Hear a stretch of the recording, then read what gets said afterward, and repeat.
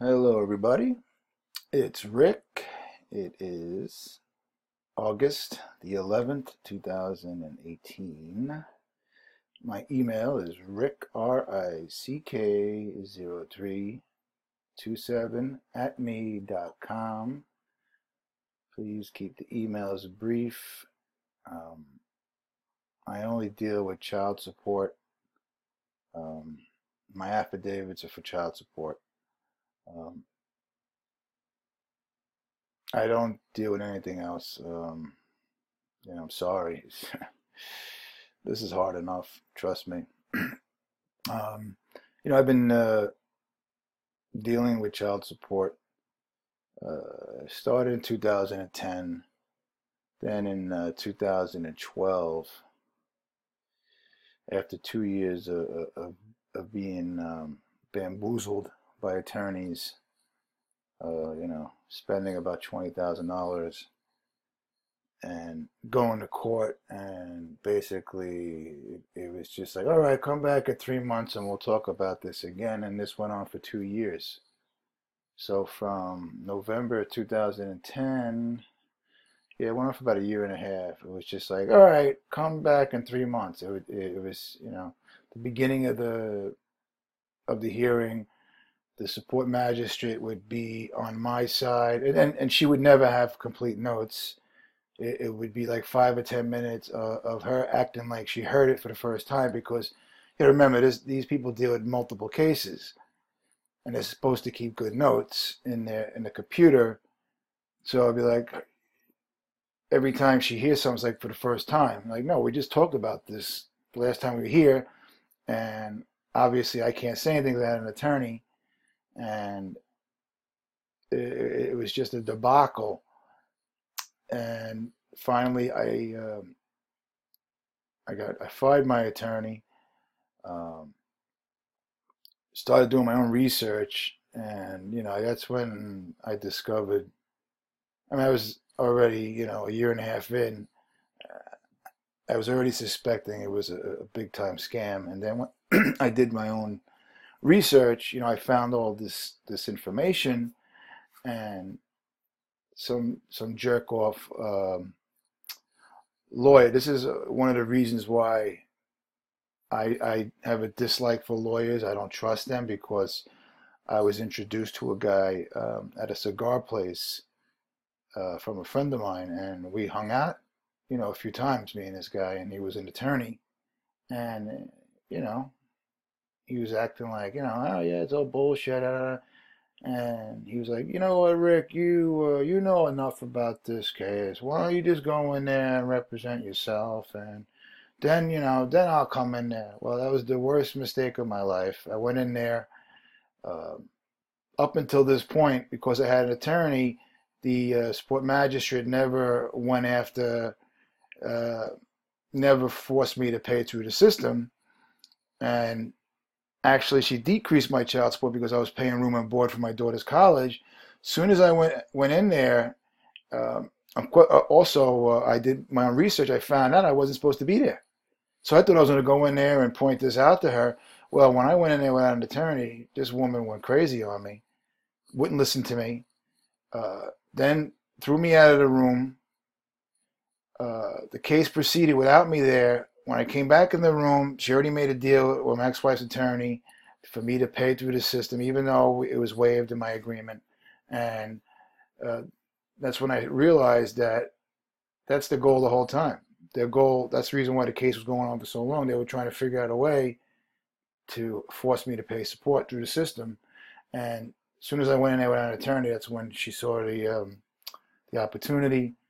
Uh, then the attorney that gave me the rotten advice to do that, when I went to see this clown, he started hitting me up. Oh, it's going to cost this much money to do this much money to do that, and I went off on the guy. I go, wait a second. I went in there because you told me to go in there. I was going to give you money to go in there with me, and now my whole life's turned upside down. Now you're going to try and work me for some money, and basically told him I don't I it's probably not going to be healthy for him to see me out on the streets anymore at that point, believe it or not.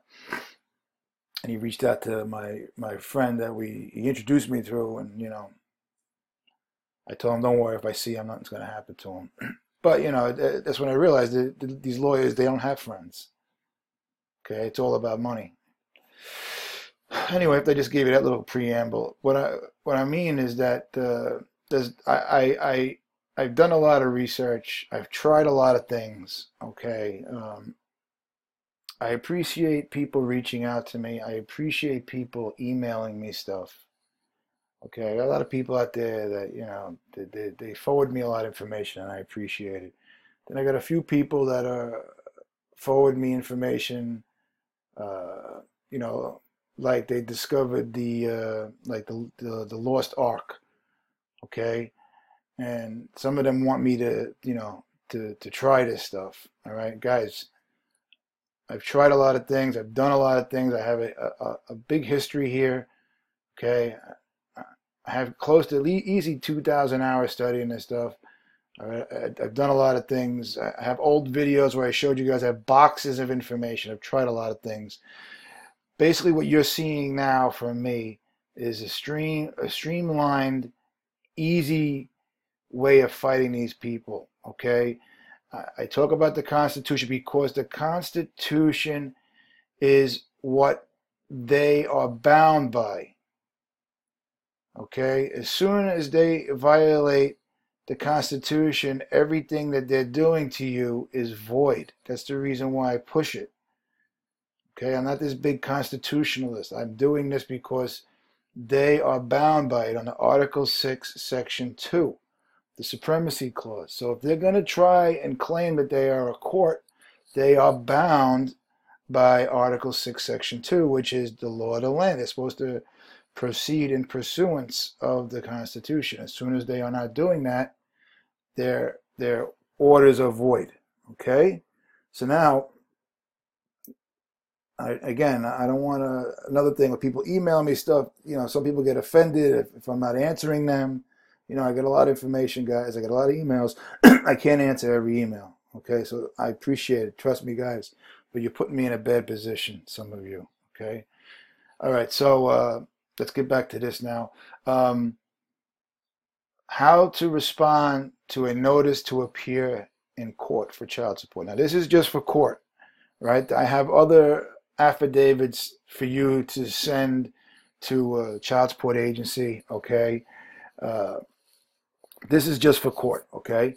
So what we're going to do is we're looking to box them in, okay? You have rights secured by the Constitution and the amendments. Okay, so what we're going to do here is we're going to file certain affidavits that it's going to be a record. Okay, it's going to be a record that you demanded it, and it's going to be a record that they denied it. Okay, and what we're doing is we're showing proof that you tried to do the right thing, you gave them the opportunity, and they refused. Okay, so all right, so this is what I believe you should do. All right, number one is a demand for dismissal. Let me see what I got here. Let me see what order I got this in. Okay.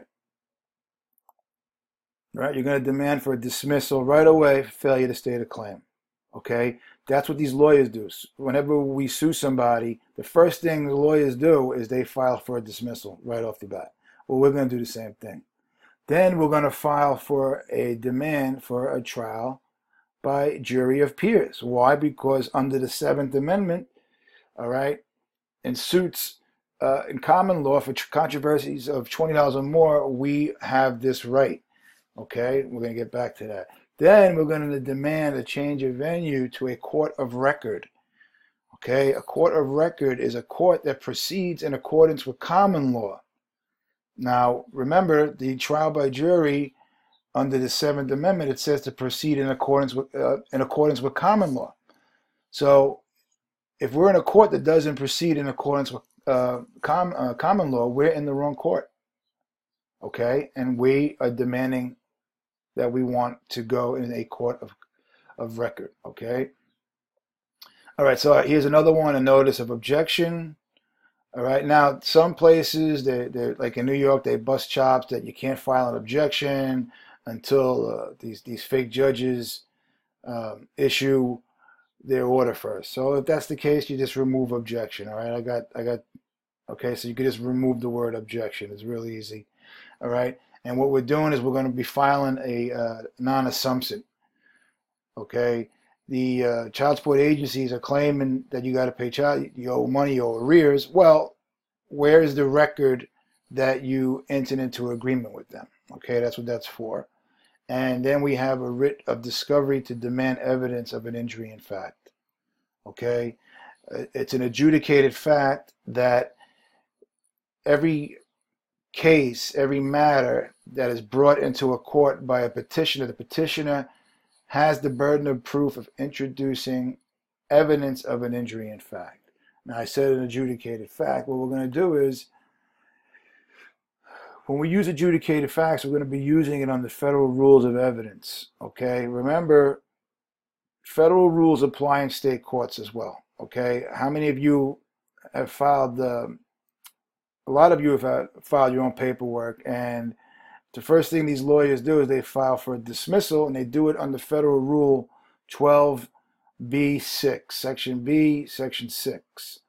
Okay, it's automatic. That's what they do right away. Well, if it's okay for them, it's okay for us. Also, there's a case law called Howlett versus Rose that says federal laws apply in the state courts. Okay, because the supremacy clause is the law of the land, okay, Article 6, Section 2, and that's the reason why federal laws, federal rules apply in state courts, okay? Because what they're saying, if federal rules don't apply in state courts, then the Constitution don't apply in state courts, which we know they do. Okay, here's a link. All right, I got this from, one second here, guys, sorry about that. This is stupid. I don't know why I added one there. It shouldn't have been there. All right. Look it up. I got this from the lawyers. The lawyers are using this. Trust me. We should be using it. I may not trust lawyers. I may not like lawyers, but I have no problem reading some of their information on their websites. Okay. You get some good information from them. All right. Under federal rules of evidence, right, what we're doing is we're introducing adjudicated facts into the court as evidence, because it's a proven fact. So I just said to the court, well, the petitioner is supposed to submit evidence of an injury in fact, right? Now, if I don't have anything to back that up, they're going to say, oh, says who? Well, then I'm going to say, okay, right here, an example of usage of adjudicated fact is right here. It is an adjudicated fact by the Supreme Court. Lujan, all right, how many times I mentioned Lujan? Secretary of the Interior versus Defenders of Wildlife, a 1992 case that a petitioner must introduce evidence of an injury in fact. This can be, an adjudicated fact can be introduced into court at any time. So let's just say you submitted paperwork, and let's say you came across another case law. All right, you could always add more paperwork and just add the adjudicated fact. Although I have all the basic ones there that we need. Okay, because what you're using the Federal Rules of Evidence 201D is an application of a judicial notice.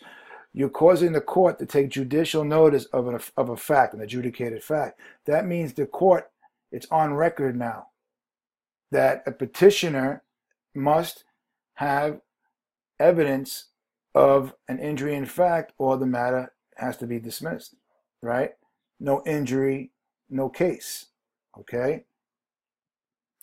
So let me read this real fast. Federal Rule 201 allows courts to take judicial notice of adjudicated facts that are not subject to reasonable dispute. You understand? That means that basically the court has no discretion. So they can't dispute it. Why? Because it's been adjudicated already. It's been adjudged. So if we provide, I try and use Supreme Court adjudicated facts because it's the highest court. Okay? And all inferior courts must honor Supreme Court decisions. Okay? because they are generally known within a trial court's territorial jurisdiction, or they can be accurately and readily determined from sources, right? Supreme Court, whose accuracy cannot be reasonably questioned, right? They cannot question the Supreme Court, okay? All right, the adjudicated fact requirement refers to facts that relate to the parties. All right, so we only use adjudicated facts that relate to what we're presenting in court, okay? So we're not going to introduce an adjudicated fact, Roe versus Wade, which is, a woman's right to have an abortion, right? If we're going to be, you don't introduce adjudicated facts that have no bearing in your matter. Okay, this is for you guys, all right? Freeze it, read it, all right? Freeze it, read it.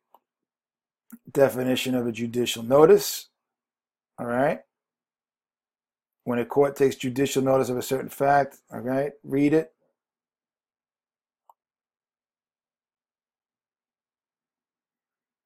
On the federal trial court level, judicial notice is recognized in Rule 201. All right, that's what we're using. Okay, so now I'm going to get back to what we're filing, okay? I just, breezed through that now. You guys can go back and read. That's just information for you guys, okay? All right? So in the dismissal for failure to state a claim, we're going to cite that it's an adjudicated fact that the petitioner is required by law to meet the burden of proof to introduce evidence showing an injury in fact, right? No actual evidence, no case, okay? So we're doing that right off the bat. Okay, we're going to introduce the non-assumpsit. They're claiming, what happens is these child support agencies claim that we owe them money. That's the reason why we're going into court. Well, where is this agreement? It's basically a secret agreement that we never entered into. So we're going to demand proof. So a non-assumpsit is the general issue in action, an assumpsit being a plea by which the defendant affirms that he did not undertake, we did not promise as alleged. In other words, you cannot call me an obligor or claim I have an obligation without an agreement. Where is the agreement? So a non-assumpsit is show me the proof of the agreement. Okay, the respondent, you, did not agree to pay child support through a child support agency. Where is the proof? So that's what we're demanding in a non-assumpsit. Okay? We're going to demand a trial by a jury of peers. All right? It is secured by the Constitution, the Sixth Amendment for criminal matters, and for civil matters, the Seventh Amendment for $20 or more. Okay? And it has to be in accordance with common law.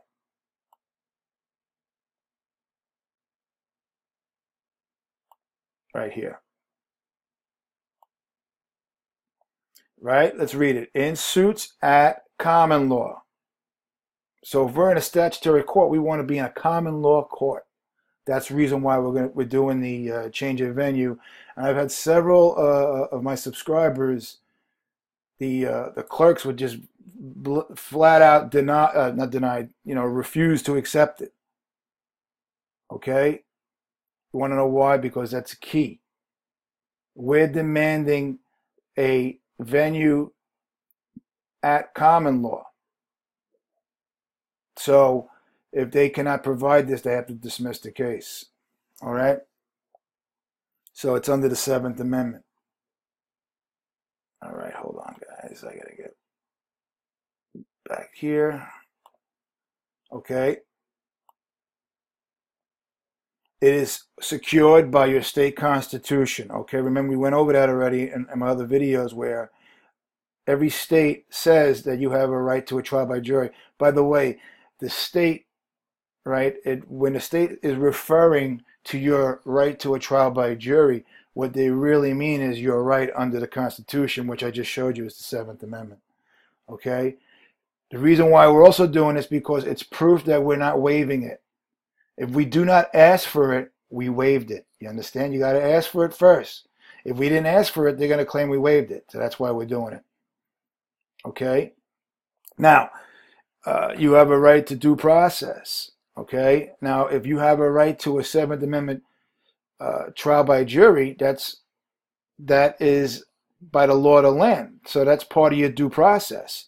Okay? So right here, the words due process of law were undoubtedly intended to convey the same meaning as the words by the law of the land in the Magna Carta. See how they spell Carta? This is in an English version. All right, I had one of my guys, point out that it was misspelled. No, that's just the way they spell it. England spelling differs from us in a lot of things, like theater, color. They spell it differently. All right. Okay, this is the case I'm always citing all the time. Murray's lessee versus Hoboken. Okay, but by a judgment of his peers. In order for you to be deprived of life, liberty, or property, right, you have to have a trial by jury, which is a judgment of peers. Without a judgment by peers, you would denied due process. It's really that simple. Okay, so I always tell you guys, I always look for the simple. It really is that simple. They don't want you to notice. Okay, we're going to change your venue to a court of record. What is a court of record? It's a court of record proceeds in accordance with common law ordained by the people in the 7th Amendment. Okay, we went over this just before. All right. So in the change of venue paperwork, it's under 28 U.S.C. Section 132. So if Congress created a statute, 28 U.S.C., they're recognizing we have the right to a common law court. All right. There shall be in each judicial district a district court, which shall be a court of record known as the United States District Court for the district. Each district court shall consist of the district judge. All right. Does it say anything about a magistrate, a commissioner? No. Judge. Judges, justices, right? Justices or judges, designated or assigned, shall be competent to sit as judges of the court. Does anybody see anything there for, as I said before, commissioner, support magistrate, friend of the court? No. If one of them is sitting on your case, you're not being provided due process. All right. And any judgment by them is void. They don't have personal jurisdiction. All right. Then we're going to demand a writ of discovery. We're demanding to see the evidence of an injury in fact. Where is the evidence presented before the court? Okay. Okay. And the reason why, by filing these affidavits, you have proof that you demanded rights. That means you didn't waive these rights. Okay. Secured by the Constitution. The same Constitution they are bound by, okay? The courts are bound by the Constitution under Article 6, Section 2, which is the Supremacy Clause, the Supremacy Law, the Supreme Law, excuse me. All right, so when you file these affidavits, you must bring, I'm suggesting, now this is people have my paperwork, all right? I provide a lot of stuff, and, it's in response to a lot of my earlier subscribers are helping the people who are, coming to my channel recently, because the obstacle was the clerks. So I created paperwork for the clerks. I've had many people get affidavits stamped and entered because of these clerk paperwork. Because what we're doing is we're putting them on the spot. Okay? We got to get them to say, well, why? What law says you can't accept my paperwork? Things like that. Or they're obstructing. What you're trying to do is, when you're filing your paperwork, you're introducing evidence into a court. And by a clerk refusing to accept your paperwork, they're basically obstructing. Okay, so when the affidavits are filed and stamped, you have proof, which can be used at a later time. Okay? So if they refuse any of these affidavits, you have documentation you were deprived or denied, and can present these stamped copies with a writ of corpus or a lawsuit. Okay? So I just, I did a real quick video, it's still 25 minutes, showing you what you should be filing before going to court. Okay? Or let's say you've already been to court and you have an upcoming hearing. You could file it. You can always that you could demand your rights at any time. Okay? So, all right. So I just did that real fast. This is what one of my affidavits look like. This is a demand for dismissal on the Federal Rule 12B, right? So Federal Rules of Evidence take judicial notice of evidence of an adjudicated fact that a petitioner is required to introduce evidence of an injury in fact, or a petitioner has failed to meet the constitutional minimum of standing and failed to state a claim and failed to prove standing. All right, that's simple. Seems like a lot of words, but what we're doing here is we're presenting everything here. That way they cannot, well, we're not, what they're famous for is when they respond, the clerks will say this, or the judge, they'll say, well, I'm not quite sure what you're trying to do. This is the reason why this is long. It's pretty clear what we're doing. We're demanding a dismissal, right? Then we're saying we are entitled to a dismissal because it's an adjudicated fact that the petitioner is required to introduce evidence of an injury in fact. That's what we're doing. So you can't say, well, I'm not quite sure what you're trying to do. So what they're doing is they feign ignorance, and that way they cannot be accused of intentionally obstructing, intentionally, not looking at the facts. They have so many different tricks. It's it's amazing. All right, so again, if anybody is interested in my paperwork, okay, this is what my paperwork looks like.